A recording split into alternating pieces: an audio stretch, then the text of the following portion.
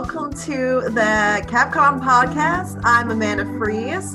All right, so we are joined by Chris Bragg and Edward McKinley, who are part of the Capitol team here at the Times-Union, and we're doing a little bit of a debrief. We're waiting on results for many races that are relatively close because of there just being so many absentee ballots out there that still need to be counted.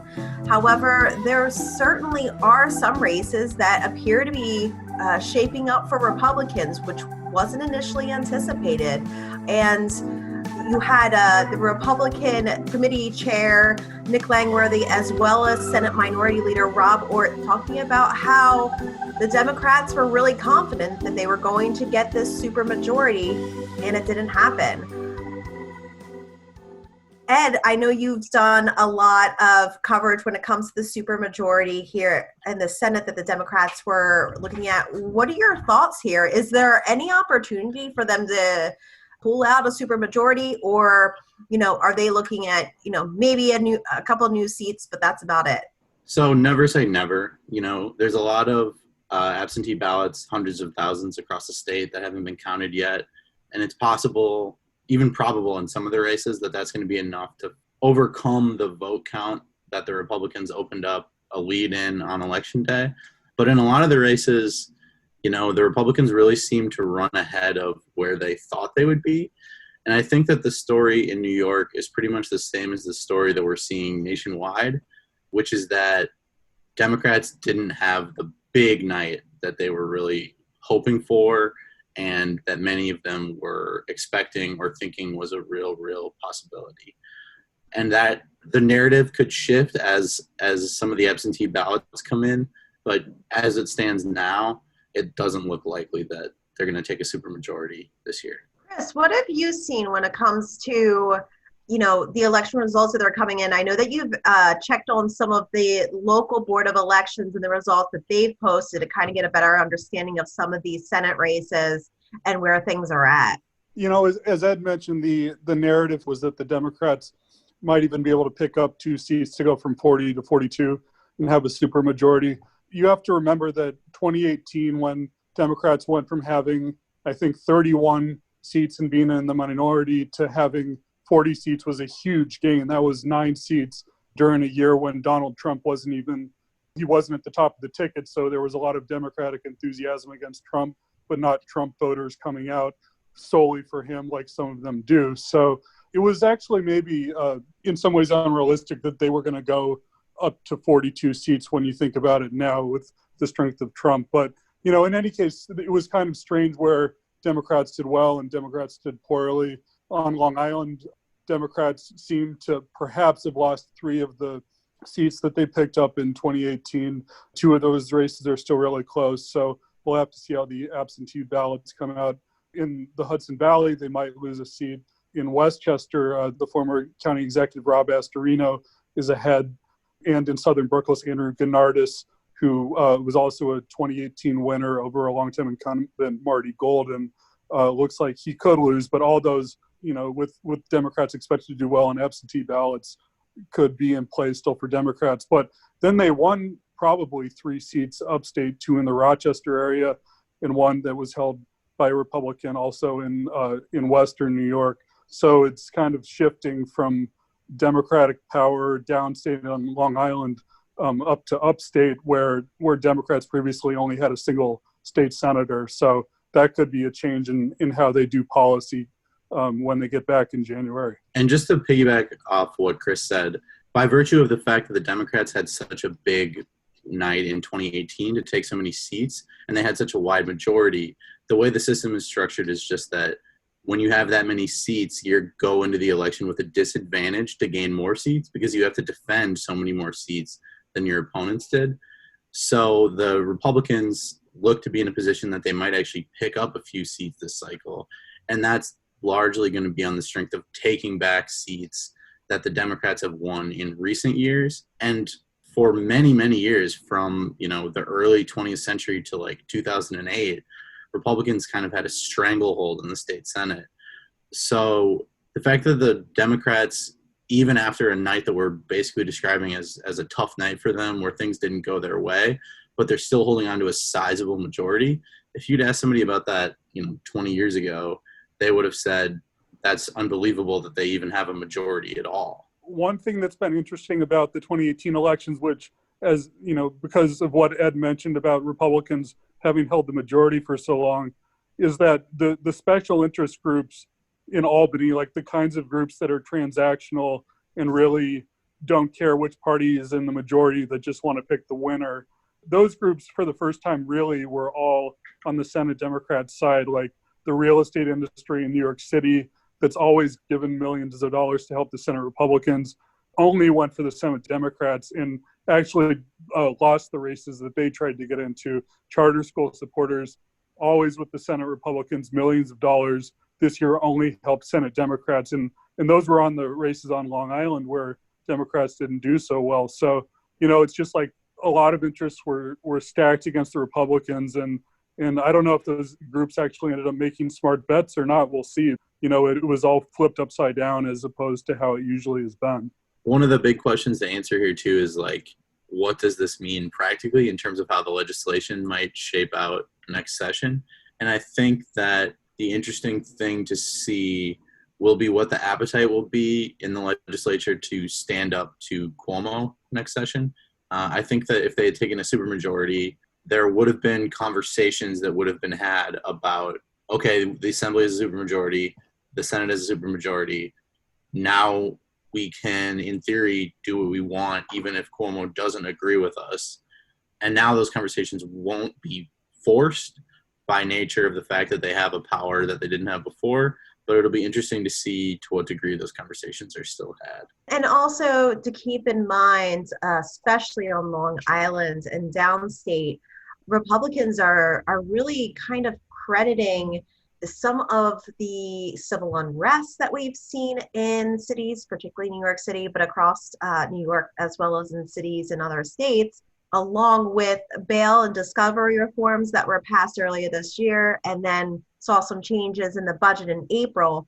They're really crediting those changes as a reason for voters to come out and vote for a Republican, because the Republicans have been very vocal opponents of the bail reform and the criminal justice reforms that we've seen this year either take effect or even been passed. So they definitely feel like some of the issues that they've championed from the very beginning have helped them stay afloat. And certainly that's going to be something to watch next year as they enter budget negotiations to see what other things might be changed, because we all know that the New York's budget includes a lot of policy decisions along with the financial.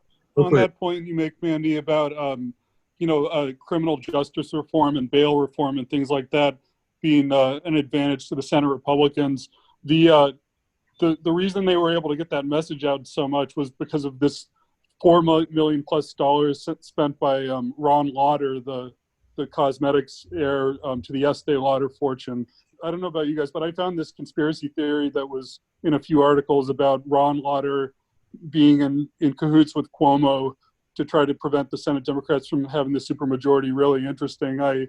There seem to be some reasons to disbelieve it, like he's a longtime Republican donor and a conservative spender. On the other hand, he is apparently close to Cuomo, and he didn't apparently spend a single dime trying to beat Rob Astorino in that state Senate race, which is interesting because Rob Astorino, if he wins the Senate race, could be a 2022 challenger to Cuomo. So him winning a Senate seat is not good. You kind of might read something into the fact that Lauder then didn't spend in favor of Astorino. So I found that a really interesting subplot of this cycle. We should note, by the way, that it's not like Governor Cuomo didn't campaign and help raise money for down ballot Senate races. He did. If you speak to his people, they say, look at all this campaigning we've done. Isn't it obvious how much we want the Democrats to have a supermajority? I think maybe they might be protesting a little bit too much, but I'll leave that to posterity to decide. But one point that Amanda brought up that I think is important is the fact that the Republicans think that they have winning political issues based off of some of the more progressive policies that have been enacted over the last 2 years by Democrats. And they don't believe that those winning political issues are just constrained to the state level races. I spoke with Mark Molinaro this morning, who was the Republican candidate in 2018, and he was saying that he thinks that in the New York 19 congressional race, which was Representative Antonio Delgado, who was elected in 2018, he's a Democrat, running against a first-time candidate for federal office, Kyle Vandewater. And the backstory here is that, Republicans in the area basically didn't think Vandewater was that great of a candidate. He wasn't the first choice. Molinaro was publicly flirting with a bid for the seat, and a lot of people thought he was going to run and would be the better candidate. But instead, Vandewater ran. He had this messy primary. There was a write-in campaign for another Republican. And when the dust has settled on election night, it's a lot tighter than people had expected. So Republicans are heartened to see results like that. They've had strong results in other congressional races, federal Congress races are across the state, but they feel that they're seeing good results, not just in the state legislature races, but also in the federal races in New York. I want to switch gears because I feel like this is the elephant in the room and it's a little bit more fun. During Nick Langworthy's press conference today, he was very critical of departing Senate Minority Leader John Flanagan and characterized him leaving for a new job. He had originally, early on in the year, announced that he wasn't going to be seeking re-election and then stepped down as Minority Leader. And Rob Ort took the helm over the summer, I believe in July. And as I said earlier, the Senate conference got abandoned by its leadership. And that's why I really want to make emphasis of saluting Rob Ort and for the job he's done here. He gave a lot of kudos to Ort for being able to generate interest and get people to run on the Republican line for these state legislative races. I don't know if either of you have any thoughts as to whether that's a fair accusation. I know, Edward, you kind of came in here midway through all of this, but anybody have any thoughts on that particular criticism? Well, I think it's fair to say that if there was widespread thought that the Republicans were going to take back the state Senate any one of these years, you probably wouldn't be seeing as many retirements as you're seeing. There's a lot of Republican state senators that are stepping down, including the former minority leader. So I think it's definitely fair to say that they're not perceiving their long-term prospects as very rosy, which makes the results of this election maybe even a little bit more surprising. I don't know exactly why Nick Langworthy would go after Flanagan. I mean, it doesn't seem to have a lot of constructive value to it from what I can see. Nick Langworthy's from the Buffalo area. Rob Ort is also an upstate guy. There's a long-standing tension between upstate Republicans and Republicans on Long Island. And of course, John Flanagan was the leader from Long Island, and before him, Dean Skelos. So I don't know if that's part of it, that there's just still some tension from that, or if it's something more personal. Obviously, Flanagan, even before leaving, had his struggles. He went to rehab 2 different times over the last 2 years, I think, that he was there. So, there were some grumblings already about Flanagan, but I don't know exactly why Langworthy would rub salt in those wounds at this point, but I guess he did. So when it comes to both Rob Ort and Nick Langworthy being from the upstate area, Rob Ort had mentioned just today that there was a concern that the conference and the legislature would become too New York City centric, which is often a concern heard by many legislators on both sides of the aisle. We want to make sure that upstate New York, that Long Island, that police departments, that roads in Long Island and Western New York, the North Country, veterans agents, groups, not-for-profits in those areas, that they have strong representation. Because I think even for people electing a Democrat from upstate, the feeling was that it would be New York City that would ultimately, when there was push came to shove, New York City would be the winner in that discussion. I guess we'll have to wait and see all of this means, but Senator Ort has really made a promise that there's going to be, at least on the Republican conference side, a more holistic approach to making sure that each corner of New York is receiving resources, and that policies as well as budgeting doesn't skew too much in favor of downstate versus upstate. One thing with the Senate Democrats having 40 members the last 2 years is that that's such a large conference, and they want to get all those people reelected. So that's a number of members coming from outside New York City whose needs have to be listened to.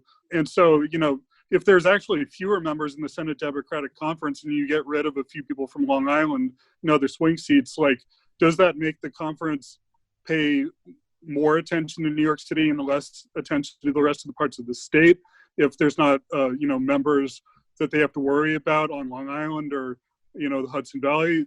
That's a possibility, even though the Democrats might lose seats because of some of those downstate-centric policies this year.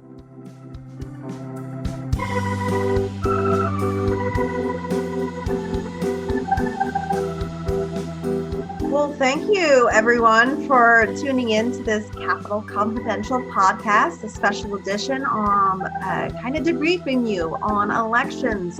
And we'll continue to provide you the latest as votes are counted. Go to timesunion.com for the latest. I'm Amanda Fries, joined by Edward McKinley and Chris Bragg, and this is the Capitol Confidential podcast. If you're enjoying this podcast, take advantage of all the Times Union has to offer and support our efforts to bring you award-winning journalism by becoming a Times Union member today. Go to timesunion.com/subscribe.